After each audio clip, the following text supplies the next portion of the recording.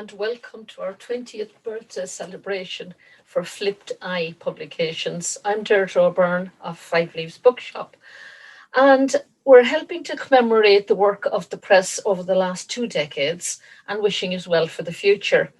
Flipped Eye was first set up in 2001 as an incubator for talent, and its publication list show a significant percentage of female writers and British writers of Black and minority ethnic heritage. It focuses on cultivating potential through processes of engagement with writers. And through this process, many talented authors have been discovered, developed, or launched, including our 2 readers tonight. First up is Samatar Elmy, who is a poet, a PhD candidate, an educator, and activist. His poems have appeared in various outlets, including Magma, Iota, Scarf, Ink, Sweat and Tears, and Myths of the Near Future. He's also the founder of Mertree, an education provider. It aims to provide or improve social mobility in BAME and lower income families. His debut collection, Portrait of Colossus, was published by Flipped Eye just recently, 2021. So welcome, Samatar. Over to you. Thank you very much, Deirdre. Much appreciated for that introduction. I'm going to start my reading with a poem called The Invaders. John Townend, a former Conservative MP who unfortunately went to the same school as me, not at the same time, fortunately, had this to say: England must be reconquered for the English. They should go back from whence they came. The Invaders. I am parrot's feather, pennywort, water fern and primrose. I am the surus of grey squirrels in the branches by your windows. I carry crayfish plague through fenland wash and highland stream. My thick roots tear at the bedrock under country lane and tower block. I am a London gang of parakeet, the coipus close to you as skin. The sand that beds your cobbled streets, things will never be the same again. And my response to that, really, England. In lieu of a detailed taxonomy, the names of trees I camped beside, in lieu of a firm footing, is the solemn recognition that I know you more than everywhere else put together.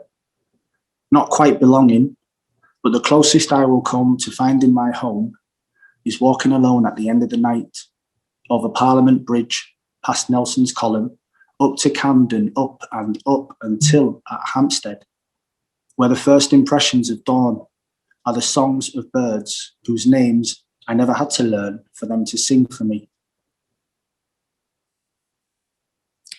Step this way. When asked to step this way, you'll fear that look of, not again, or scream guilty. Bring out the mugshot in your baby face. Those distant, dilated eyes hauling their weight like a porter. False testimonies, the betrayal of friends. Don't resist. Just step their way into a world of hidden accusations. Engage, however painful, in their polite interrogations, dressed as small talk of why this flight, this destination. Ignore the unease of fellow passengers, the empty seats beside us.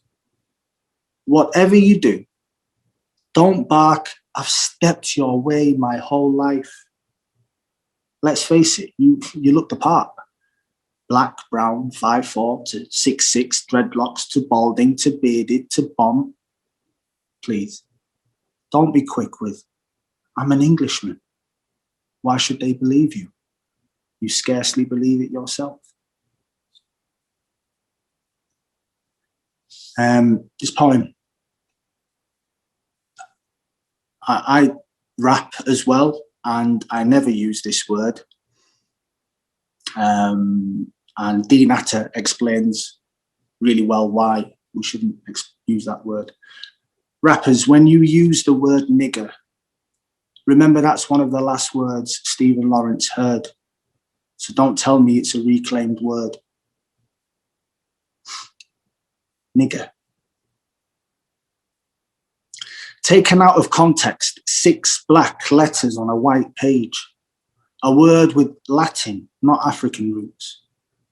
The many Roman synonyms, theater, maleficus, Paisus, morum, the black mulberry fruit, atratus, clothed in black. But nigrum made its way to us. Its 2 syllables, a kick and snare, the front stress a gut punch, low blow, kick, knocking the wind out of you. A schwa hangs limp behind like still fruit from the branch, and in that violence, in the midst of all that violence, vowels are choked, the I suffocated, even when taken out of context.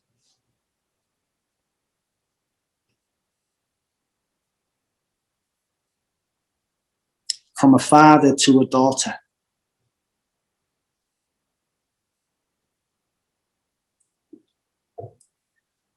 Your mother wants poems about you. Fatherhood, Bildungsroman eulogies, clever villanelles, where, like you, the refrain reinvents the stanzas of our narrative. A reassuring haven for us to return to. She wants sonnets that mirror the paradox between finite space and infinite odds. Fit for you, our living, breathing dialectic. But I haven't any poems, save fragments that can't hold a candle to the lyric of your light, and yet I try and try to find a box that can hold the sun. Once I lived in semiquavers, alternating rhythm, spiral waltzes and dizzy 5/4, a mid-8 that passed like an absent seizure, the fruits of a cherry glowing in an overgrown ashtray, self-flagellation by 8-track mixers and shit EQs, the torture of striking a balance with little more than an out-of-tune piano. Miriam, you're too young to understand now, but you're the breathe in every bar, pianissimo, the gift of common time for a mind in syncopation.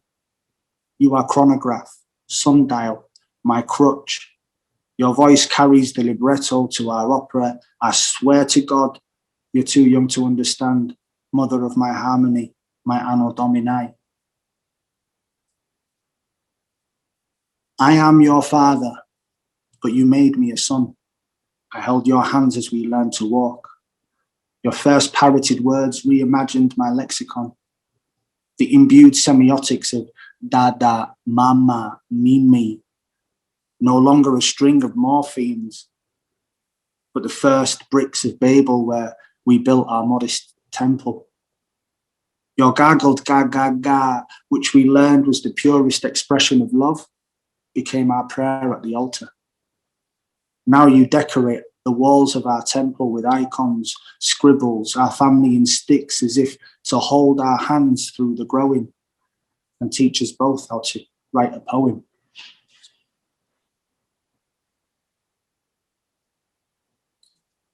The hope and anchor.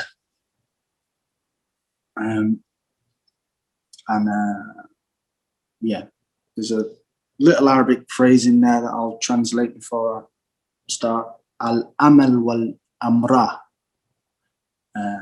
or wal-marsa actually in this case, is the hope and anchor, which means hope and anchor. The hope and anchor. An imam stands where the last barmaid called last orders. His jukebox of Ayvan and Ayat, his little number.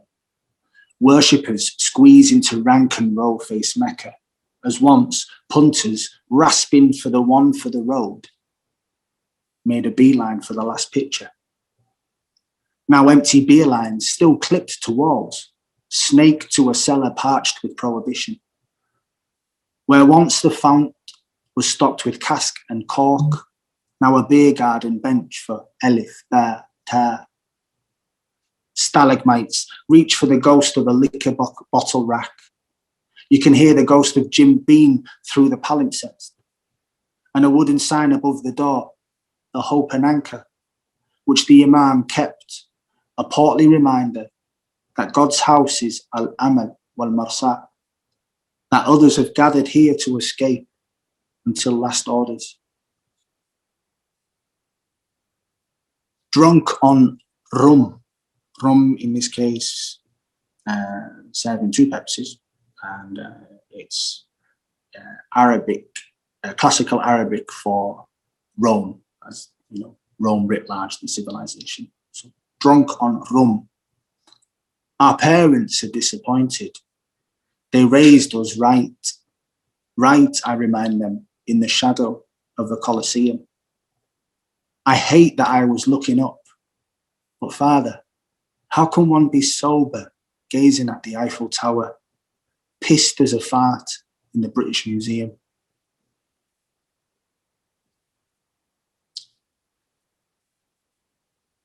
When I think of nostalgia, I think of bramble picking. I've thought about this a lot this year with, not being able to see my gran. This poem's really about memories of beautiful times with her as a kid. It will always go back to autumn when clocks go back. It will always be autumn when clocks go back an hour and conkers stew into molasses, rain swelled in spoiling leaves along miles of coppered railings. The sky doubled over, full term, sprays an imperceptible mist that plumps the blackberries and holds 1,000 refractions to catch our eye. Autumn, always less about the harvest than the ritual. Its pudding of reminiscence, the never fading bittersweet, the empty baking tray.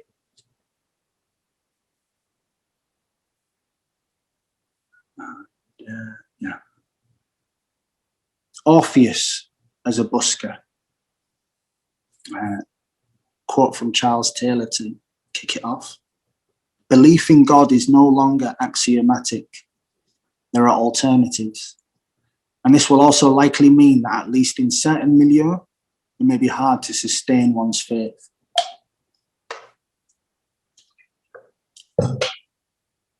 He doesn't do it for spare change lobbed into his lap. He plays to regain the power to halt coins in midair, like back in the day when his lyre could outdo sirens. He doesn't do it for small talk or drunken sing-alongs. He strums away assured of his comeback, certain that he'll be found in a mixolydian mix of notes, his food for muses. He plays on a prayer that Zeus will reappear and end the moratorium on magic, that one day this marginal busker, armed with his music, will repair the disenchantment, make us all believe again. I think I've got time for one more.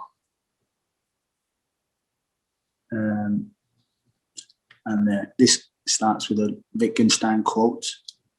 The words of this language are to refer to what can be known only to the speaker, to his immediate private sensations, so another cannot understand the language.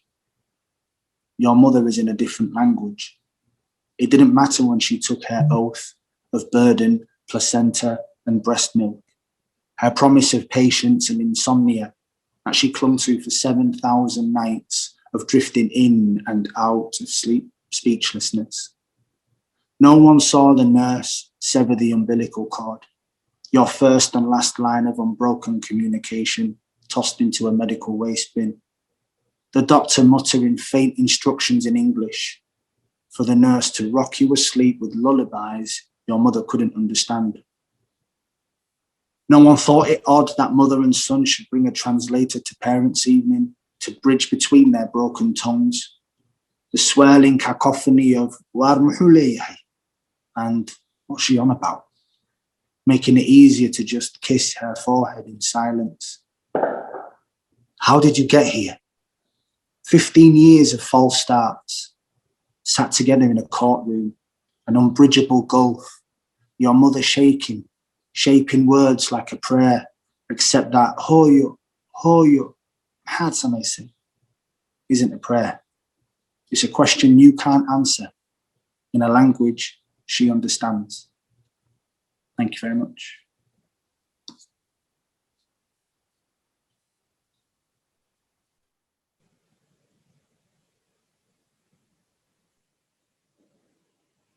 Thank you very much, Samatar Elmy. That was wonderful. So a great way to celebrate the 20th birthday of Flipped Eye. So now we have a reading from Malika Booker. Malika is a British poet of Guyanese and Grenadian parentage. She's the founder of Malika's Poetry Kitchen, which sounds great. Her first publication, Breadfruit, was with Flipped Eye in December of 2007. She was inaugural poet in residence at the Royal Shakespeare Company in 2016. She holds a cultural fellowship in creative writing and literary arts post at Leeds University.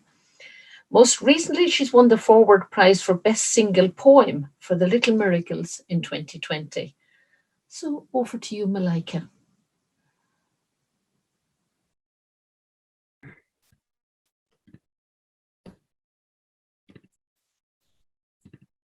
Thank you.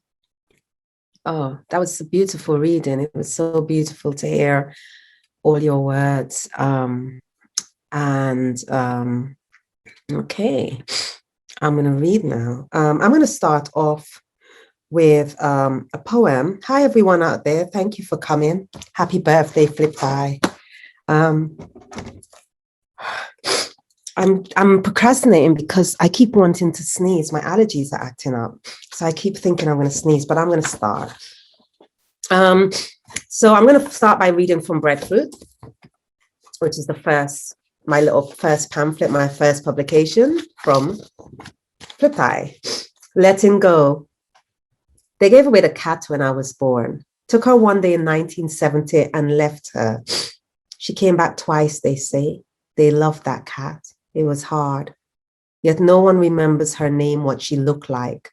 Just a blanket she carried everywhere. There was an electric fire, my aunt said, where she would curl, the blanket clenched between her teeth. And my grandmother said, cats steal babies' breath. Mom saw babies mangled by jealous cats in the hospital where she worked. So she began to have dreams of the cat scratching and prodding her baby, the blanket covered with blood.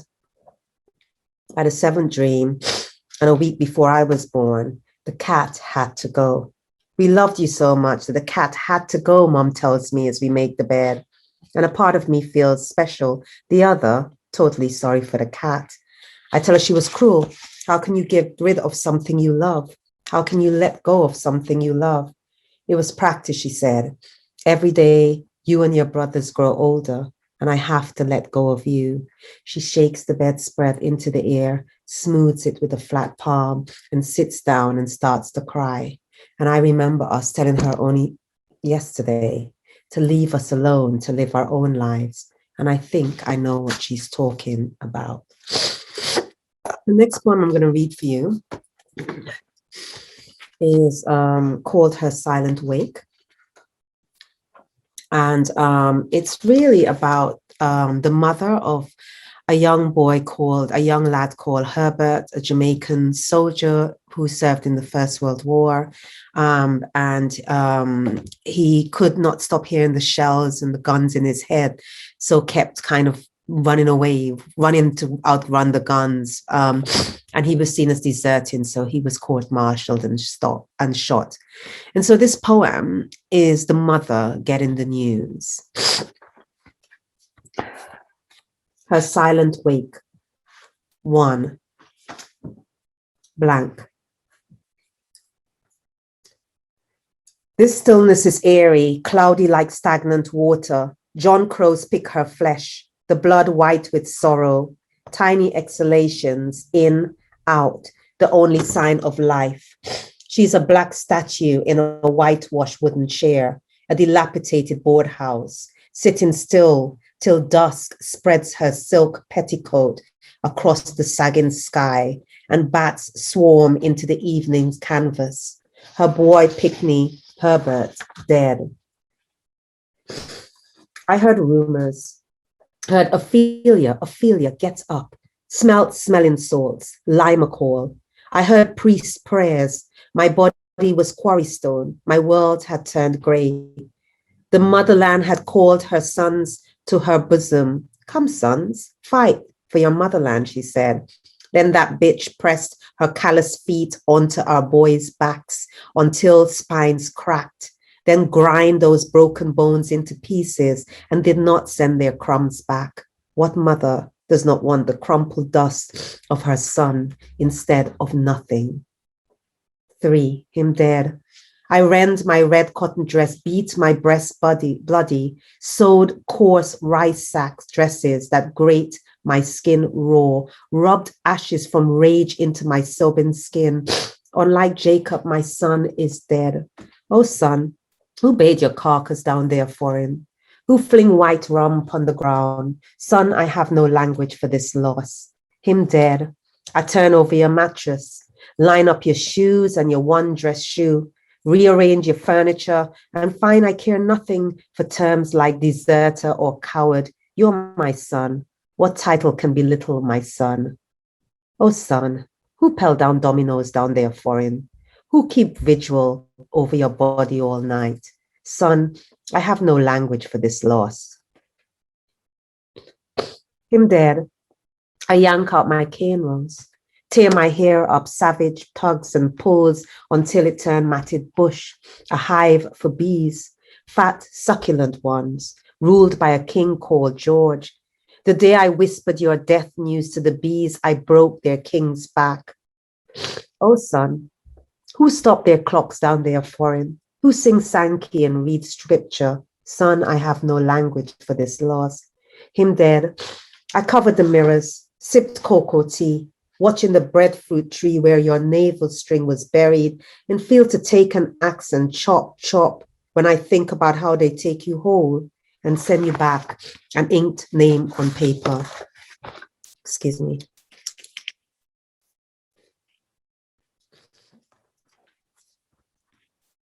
Or they say when she heard, she fell into a trance, then she holler and holler.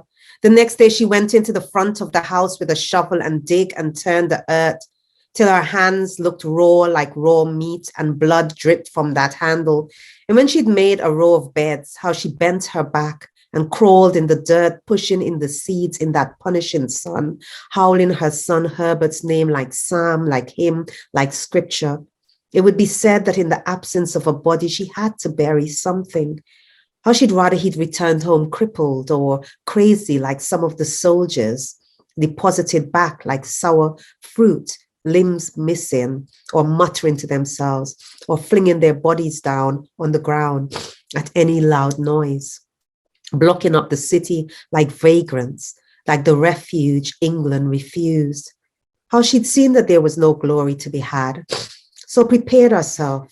Was it not she who told him, go, sign up for king and country, for motherland, for glory, proud of her soldier's son, knowing his insides were soft like egg, but determined for him to return, but not like this, news on a paper, scratching on a telegram, visit to her door, her guilt mixed up with sorrow, and now she's making him a garden of flowers, a monument, a way of burying something into this island's earth. In this small place, your worth as a woman is measured by the number of sons you produce. Each day is long now, and I cook up pots of empty. The main ingredient is lost with a dash of woe. Its scent foul, stagnant and cloudy. My only boy child is dead, young still in his chin. That bitch of a stepmother, England, built a forest of bones for rats to feast on succulent black men. The scent of our actions rancid as hell. Now I'm worthless. My grief is a carcass swinging on a butcher's hook, stabbed into the back of my neck. And my neighbor's sympathy simply slices each pound of flesh. And I'm going to read some new poems now.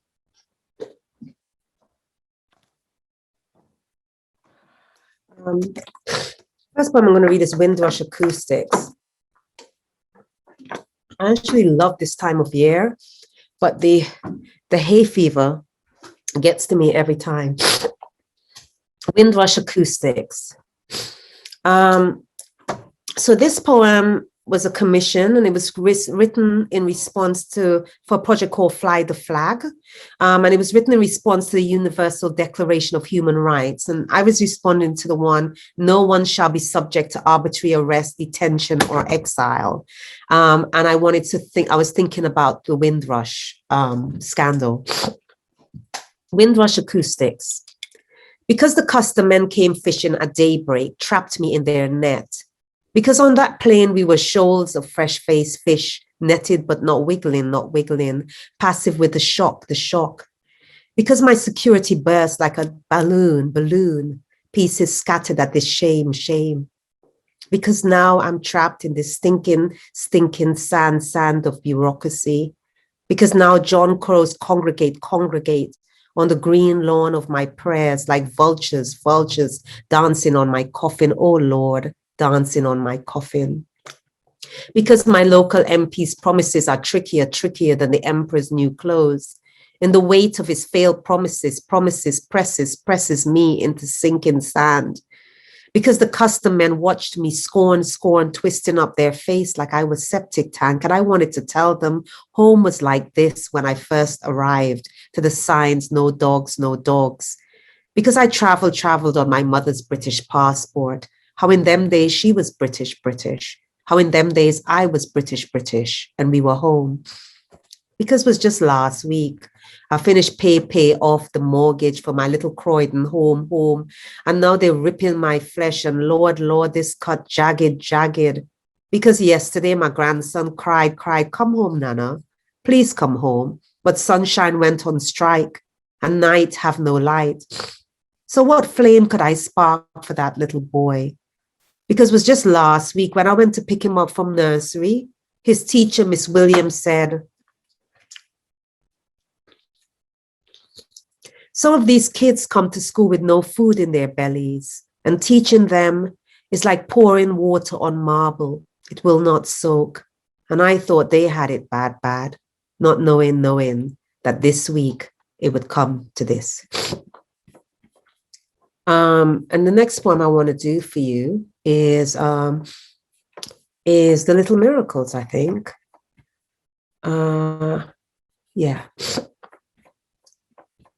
So, The Little Miracles, After Winter Night by Thomas Tranströmer, translated by Robin Robertson.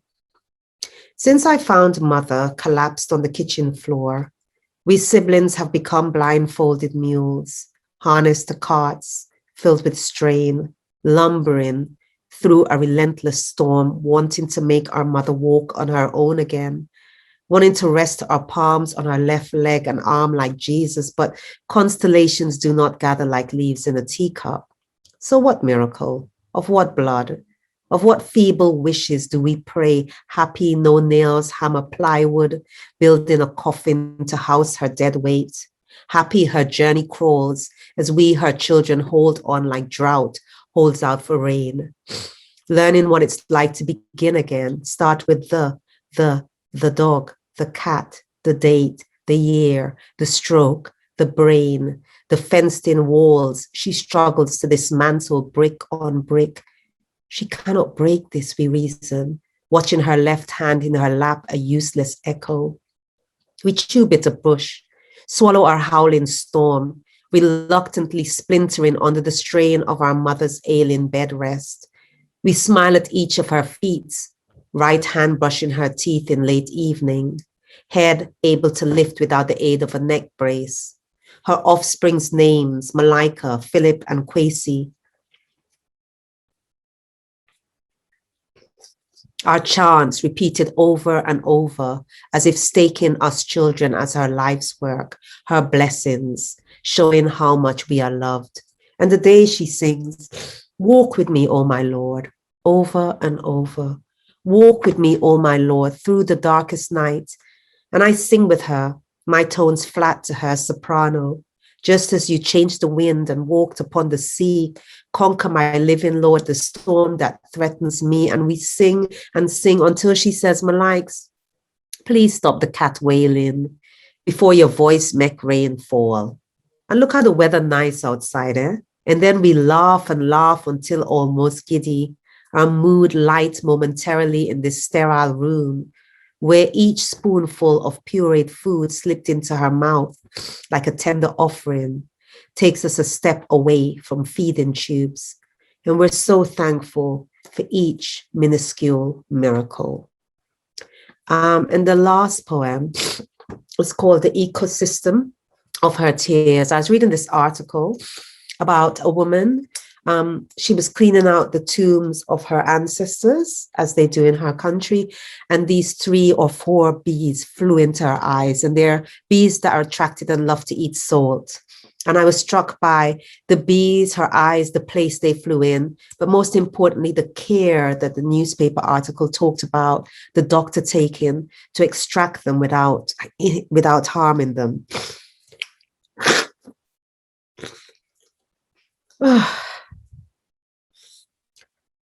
Oh, thought I wanted to sneeze again. The ecosystem of her tears.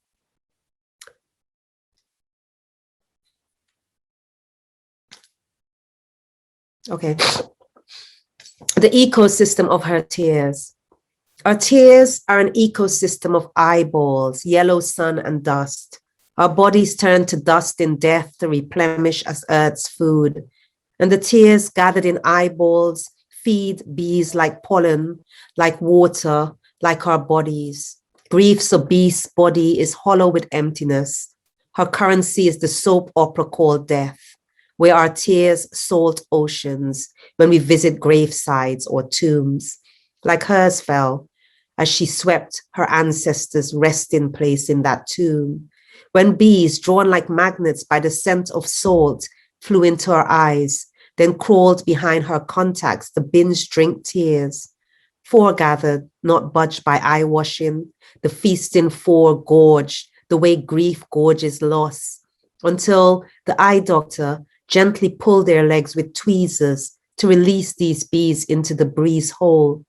Such value in the little ordinariness. Like how gentle they all were. She sweeping that tomb, bees snacking at their self-made table in her eyes, and that doctor pulling with a lightness that blooms like salt. Thank you.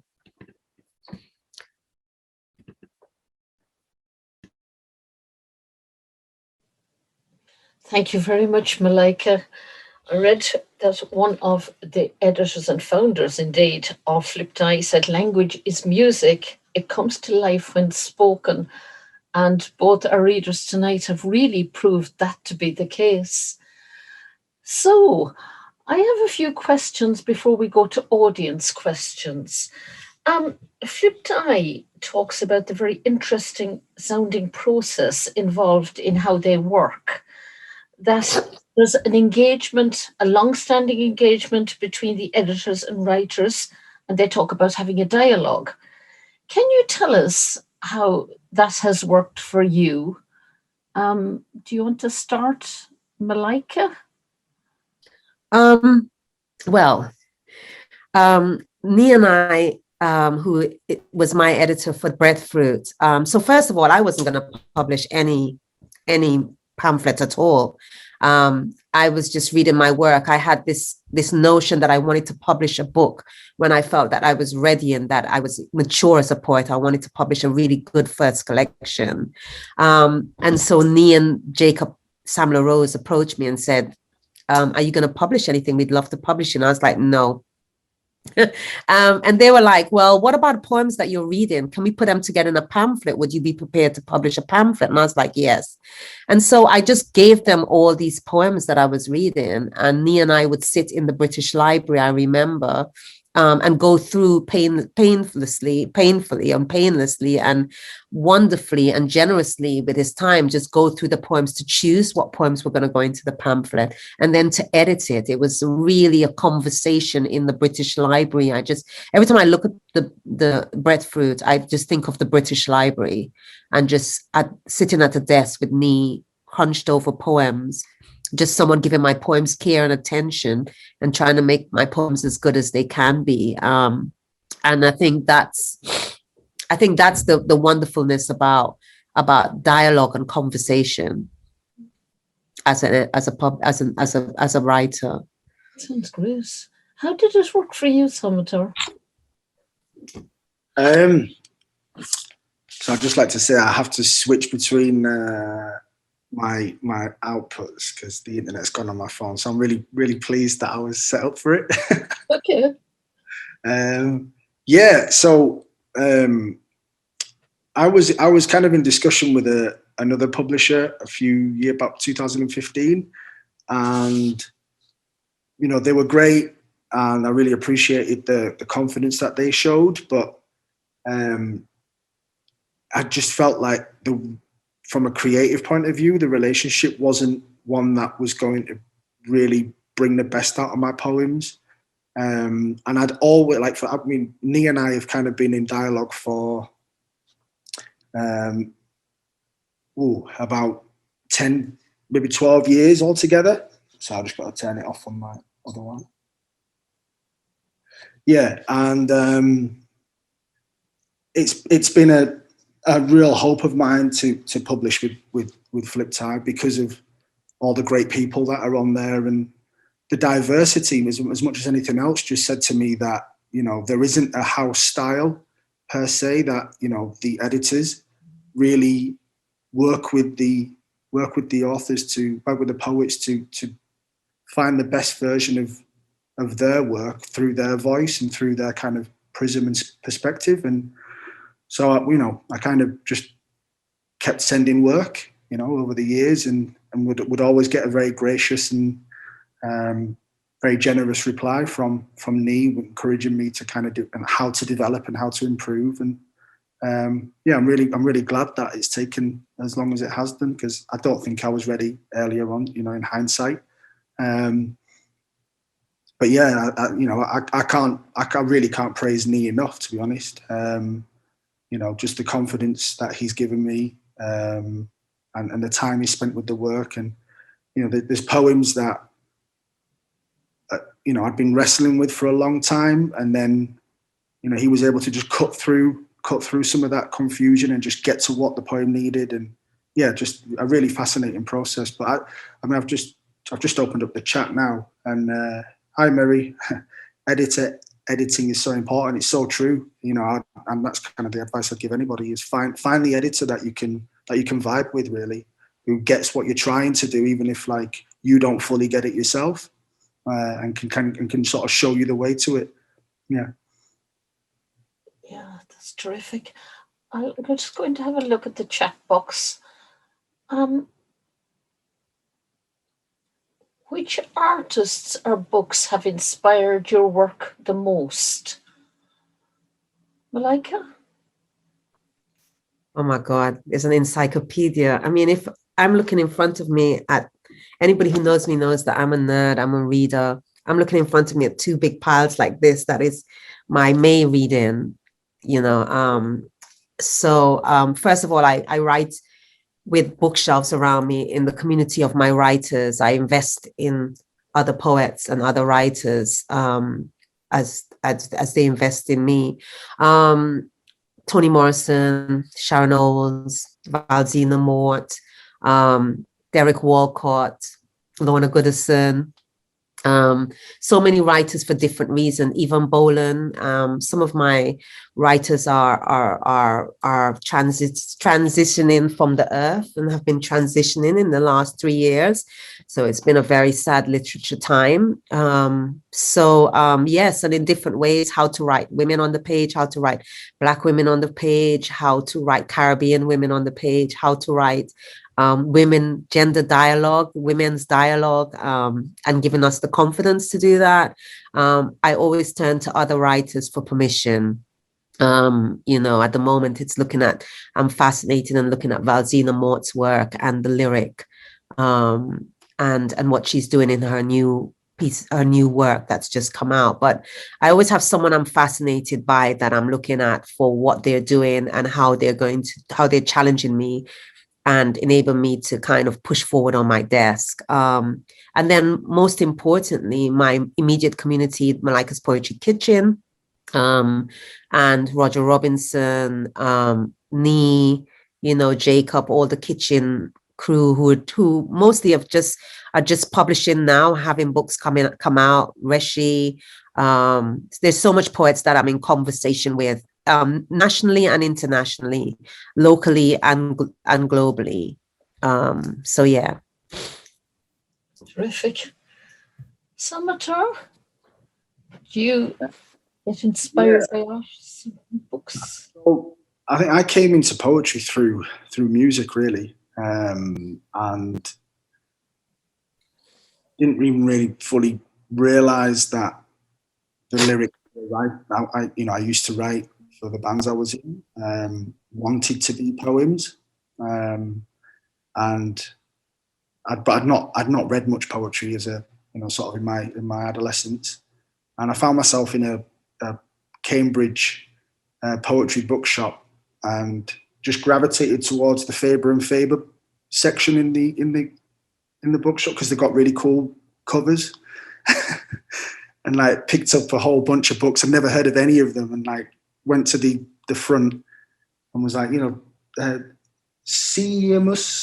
Heaney, is he any good? Just got this crazy look, like, are you taking, are you having a joke?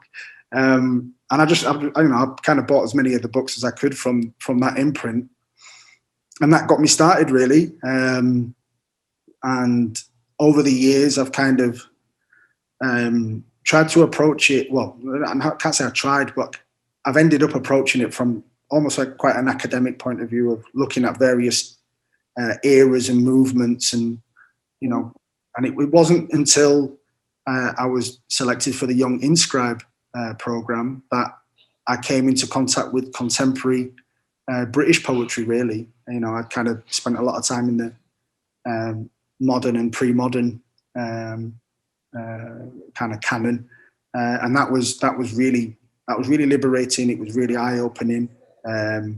Flip Tie is an imprint that I've kind of followed for many years. So many of the great poets that Malika mentioned, Malika herself. I mean, like tonight for me is kind of like in a musical analogy. This would be like being on a bill with Radiohead. I mean, like like I've made it.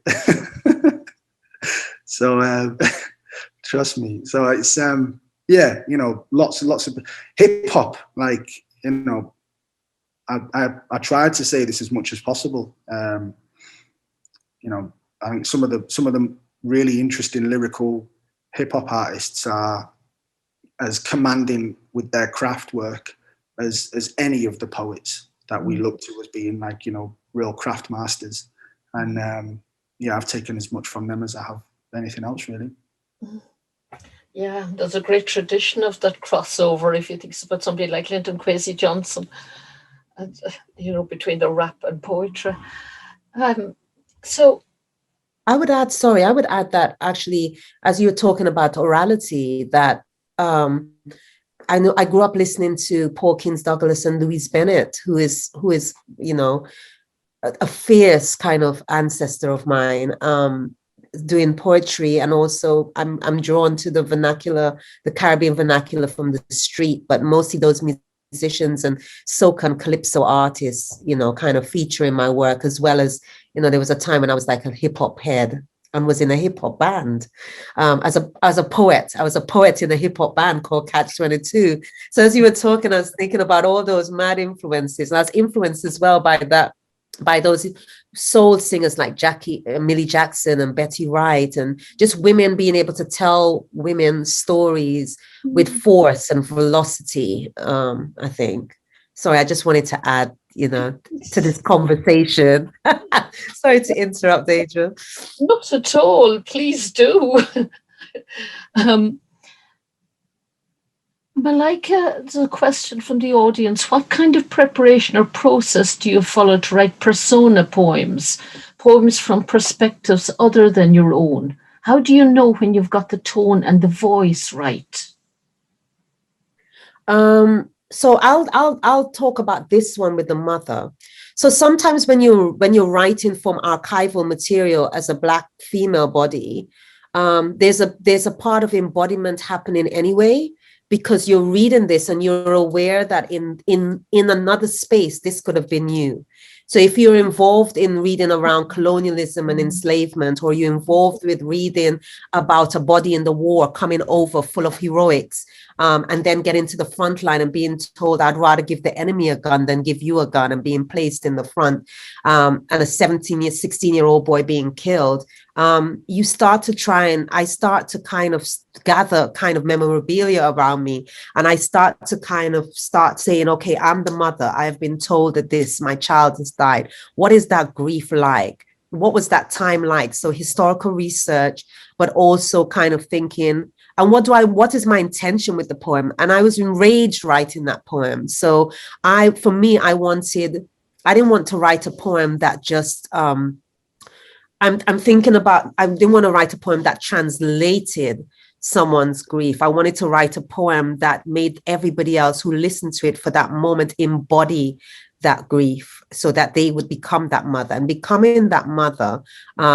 they would then be transformed. They would then think about kind of the war, Blackness in the war, West Caribbean and African Americans in the war in a different way. And so I had to get to an emotional honesty with it. The commission was late because it was an emotional, it was a real moment of rage, of anger, and then putting that into the poem that this mother is completely beyond.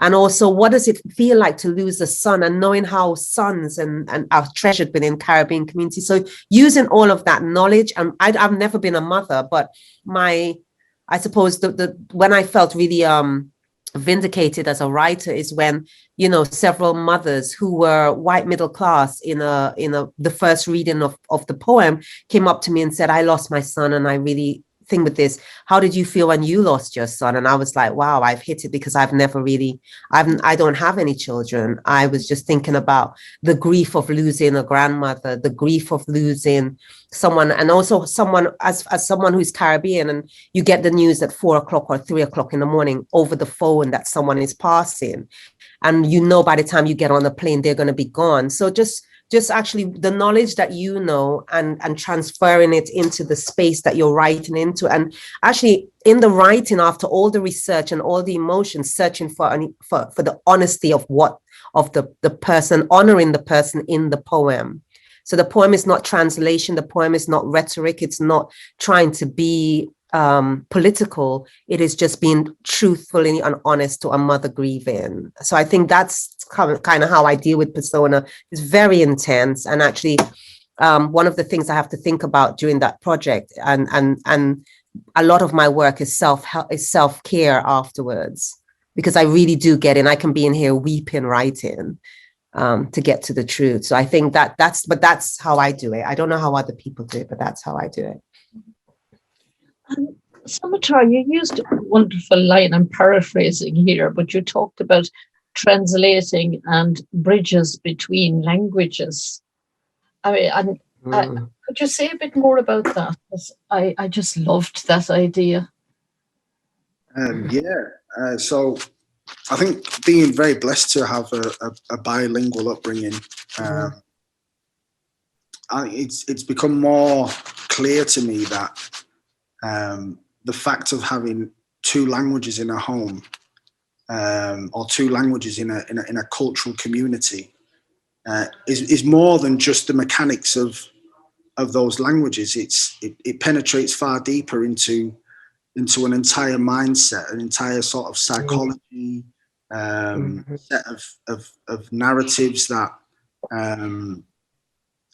sometimes are in conflict with one another. Sometimes there's tension, sometimes there's harmony, and so I think I've always been fascinated by the way the two cultures that have really raised me, or that I've been raised in, experience phenomena, and that's a central preoccupation, really. Like, regardless of if it's the music, if it's the poetry, just in everyday life, I'm constantly confronted by this need to find a kind of harmony. Although recently I've been trying also to accept the tension of opposites as well, and let that just be.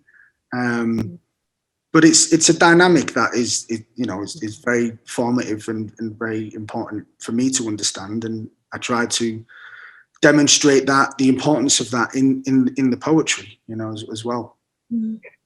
Yeah, it ties in really interestingly with what we're running in. Sorry, Malika, sorry, go on. Can I ask you a question, Samatar?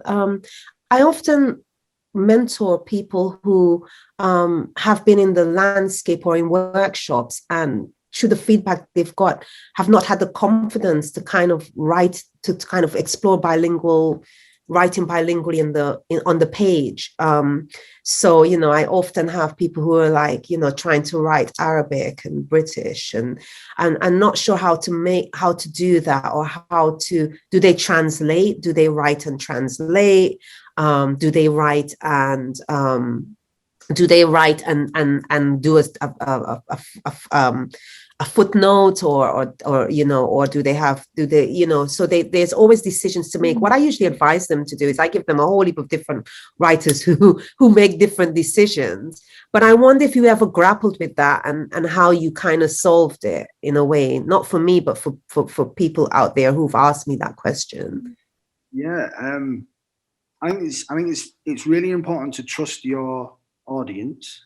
If you're going to use a phrase from another language, often if the poem is strong enough, the context should provide enough of the kind of the meaning that you don't need to over explain, and then also to trust yourself. I think as people who have got this multilingual and multi-cultural background, we're kind of we're vestibules of that repository of knowledge, and it's just kind of giving yourself that space to, because as much as I don't believe anybody can be fully any one thing, right? Even like one, a pure English speaker or a pure English person. I don't think that, or a pure Somali. I think that they don't exist. But I think you've got to kind of celebrate the complexity of your own internal dynamics and let that just be expressed on the page. And you're not always going to get it right, but when you do get it right, I think it's going to be something that speaks to your experience, and you hope that it resonates with people, with other people as well, and maybe something quite interesting will come out of that. But just a lot of trust for yourself and the audience. It's been wonderful to hear the discussion between you both. It's a really fruitful conversation. We're almost out of time. Do you have a poem you could leave us with, Malika, please? Yes, I will leave you with a poem. So let me just get it together. I'll leave you with this one, In the Midst of the Apocalypse, which is one of the recent poems. I've got this fascination with chalks and marked doors have been appearing in my poems, rather biblical. In the midst of the apocalypse, doors have been marked with orange chalk, bodies fortified with ginger and garlic tea, yet grief still trails the filthy hems of their long dresses into our doorways.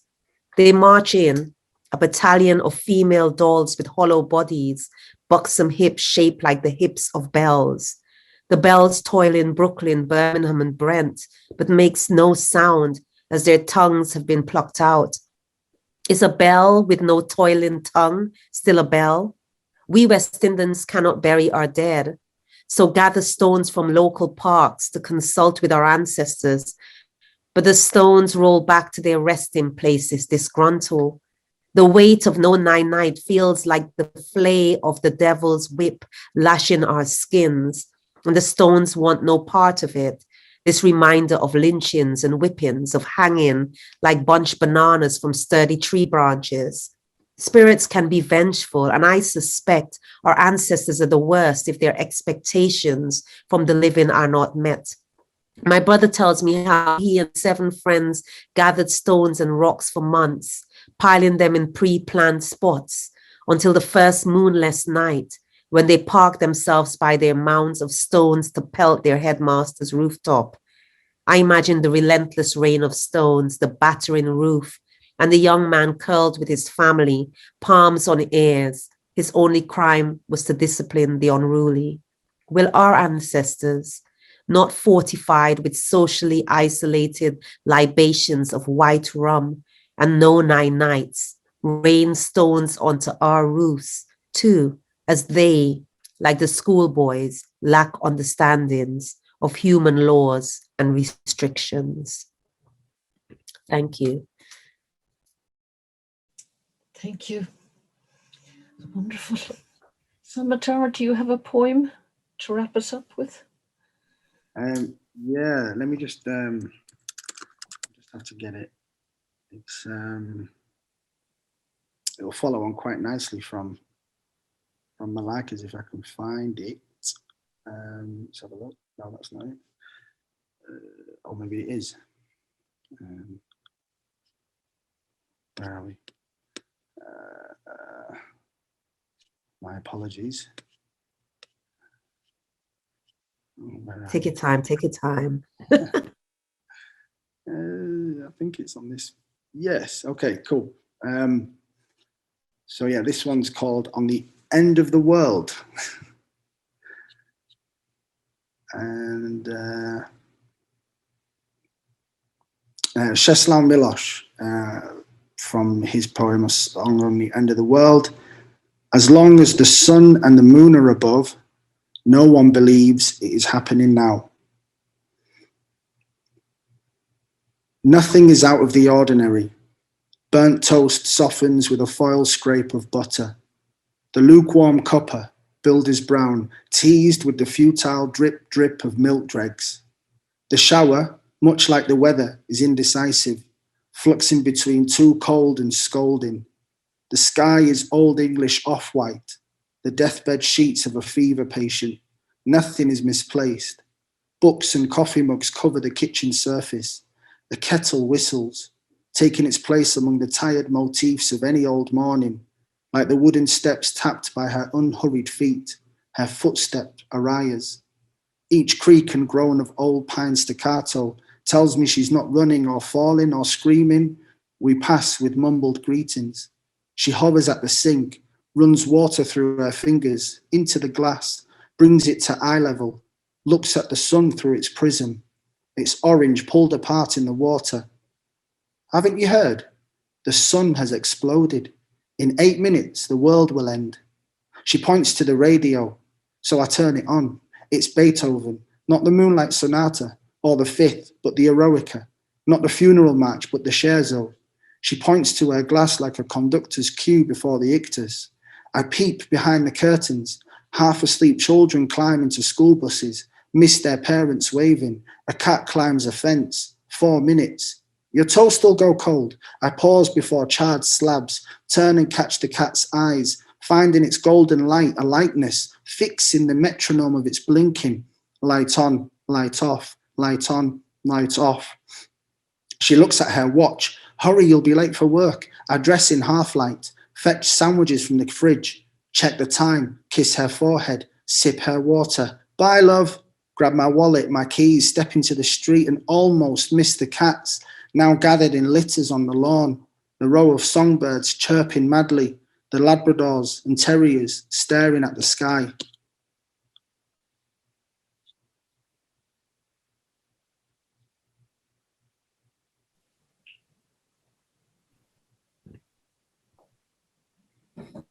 Wow. Well done, both of you. It's been an absolute privilege to chair this discussion and reading tonight. And thank you both very much. What a wonderful way to celebrate the 20th birthday. And here's to the next 20 years and on for Flipped Eye. Bye. And thanks everybody for tuning in. The recording will be up in a few days when the edited version is ready. So if you know anyone that couldn't tune in tonight, it will be on the Five Leaves YouTube channel eventually. Thank you. Bye. Thanks to everyone for coming.